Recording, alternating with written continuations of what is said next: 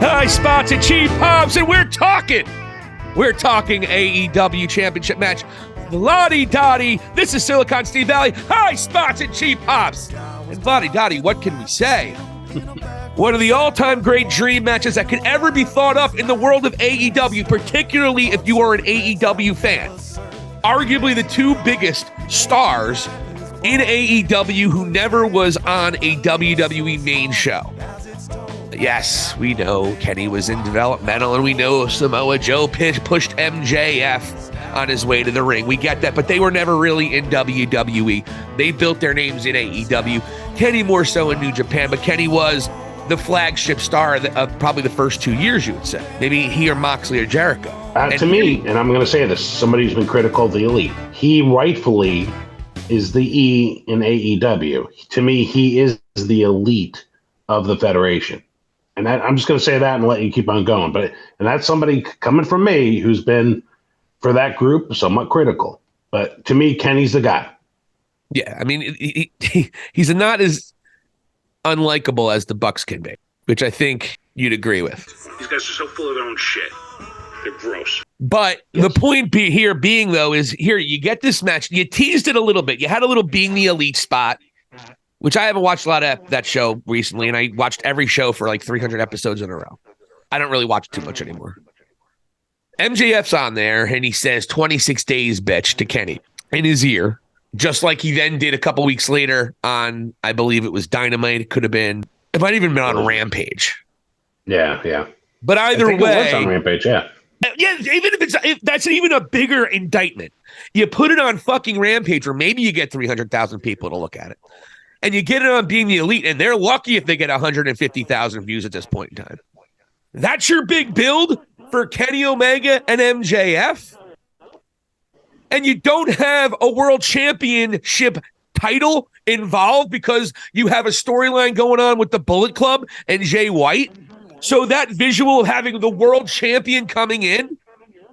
And on top of that, you got a lot of other things with MJF, which is really convoluted, but I'm just going to focus on those two things.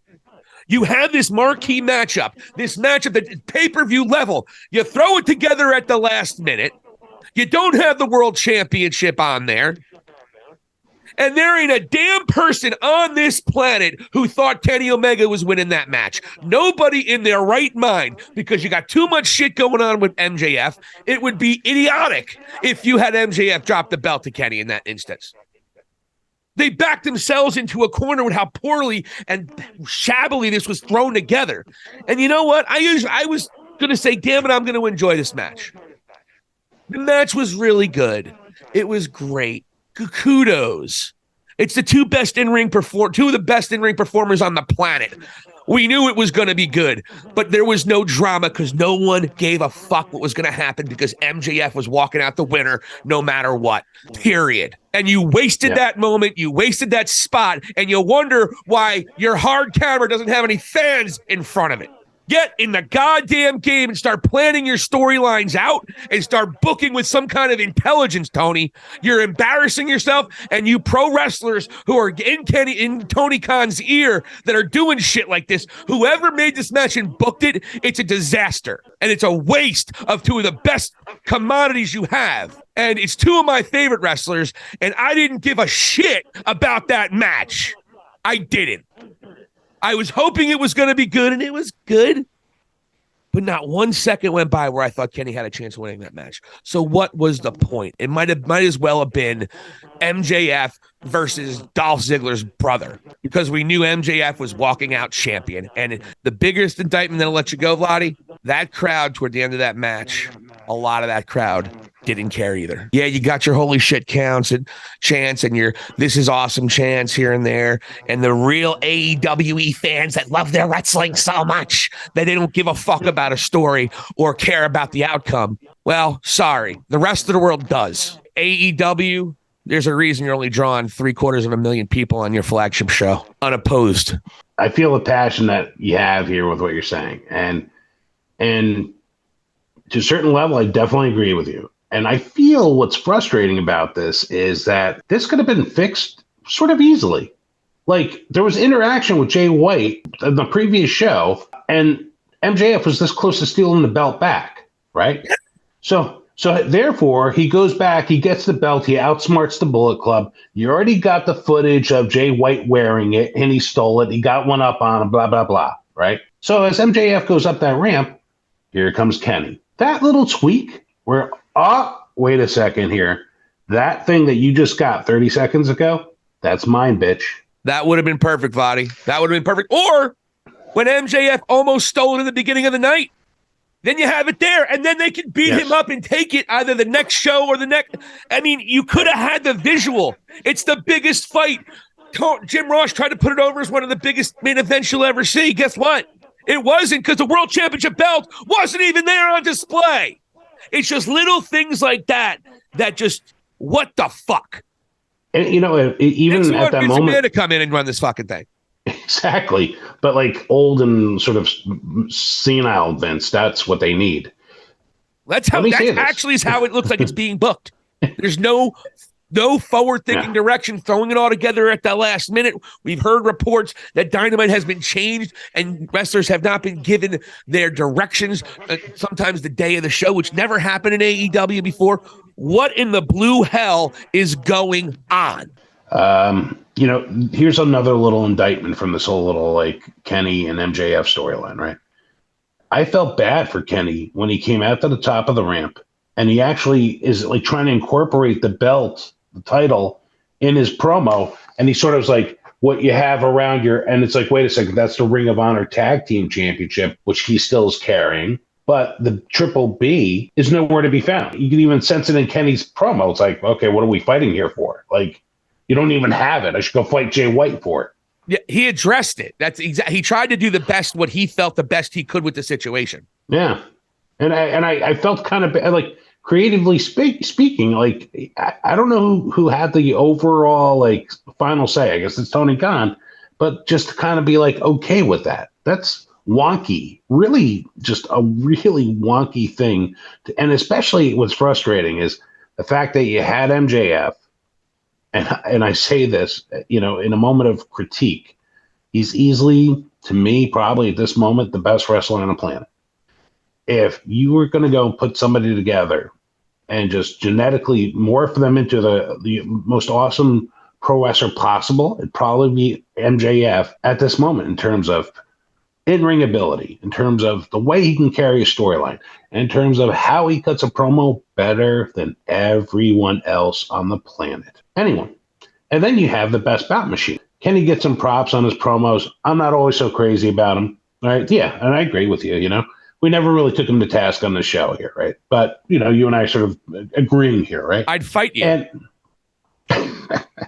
And then, so basically, you have a situation where, Kenny can still put in a good line or two against MJF, and his physical ability and his in-ring performance is good enough, at least, to go and match him or surpass MJF. And MJF should sort of know that. He should have a little bit of doubt. You know what? In this match, MJF had zero doubt. He was toying with Kenny even at points. I was a little surprised by that.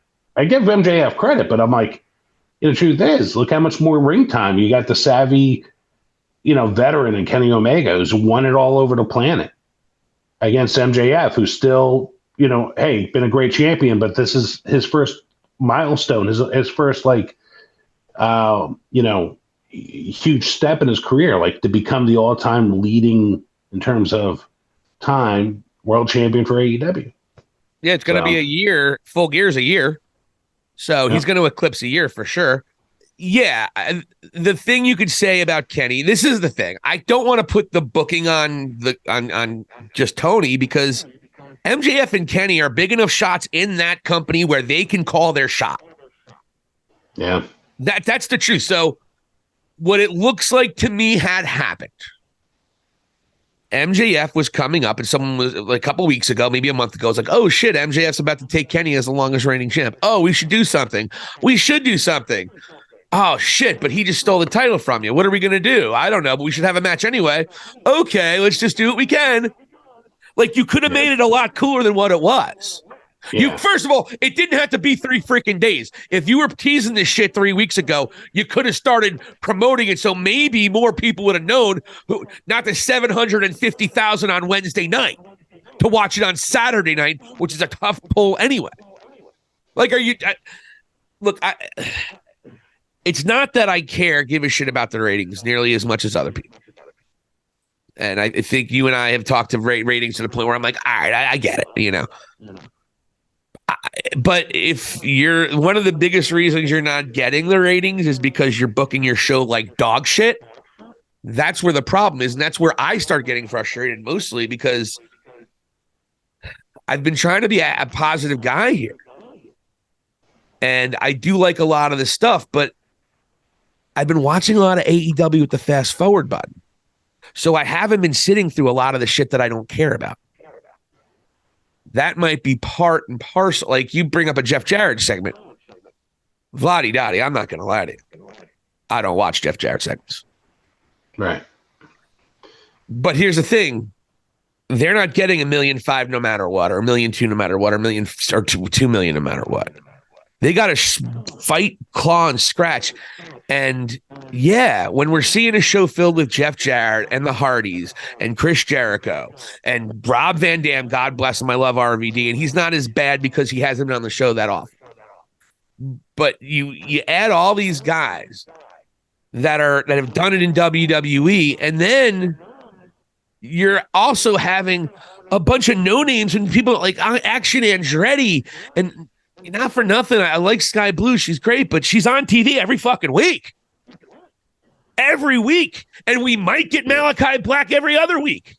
And we might get Miro every other week. And we might get Andrade the biggest stars are every other week. It's Sky Blue is on every good week. And I get you want to get your women's division over. Just putting random matches on there and seeing what they do in the ring is not the way you build people to watch on television. It's a great way to produce and maybe get 350 people at the bingo hall down the street. You're not going to maintain an audience this way. Put stars versus stars. I'm hoping, for Christ almighty's sake, that this House of Black and Blackpool Combat Club thing turns out okay. But I don't have a lot of faith in it. Because what are we just going to see? The same ground war with no promos and no real story that we've seen every fucking year the last 3 years? With the Elite and the Jericho Appreciation Society. And, you know... And I bet when you have the Blackpool Combat Club against the House of Black, I bet you at some point they turn the lights off. I bet they're going to have a nice Anarchy in Arena match. And then a couple weeks later, they'll have a Stadium Stampede match. And then they'll have War Games, the rip-off War Games. And John Mox will be stabbing things himself. And then they'll be crying to a doctor about it that they don't have good enough protocol and safety. What the fuck? Hey, just crack this thing across my fucking head. I don't care. Just crack it across my head. It's all right. It's all right. Just crack it across my head. It's all right. But if I act real loosey, you should stop the fucking fight. Yeah, you can't get. You gotta be careful. So I'm gonna jump off this scaffolding for 30 feet high in the air and land right on my body. But if I act weird, stop the fight. We gotta be safe. They need a safe word. Renee's safe word is barbed wire. Yeah, the barbed wire feels good against my skull. But we gotta be safe. Jon Moxley. I don't even know how much I want to spend on that. Yeah, I mean, that was perfect. You pretty much made your point. Thanks so much for watching High Spots and Cheap Pops. This is Silicon Steve Alley. Please share and subscribe, and here endeth the lesson.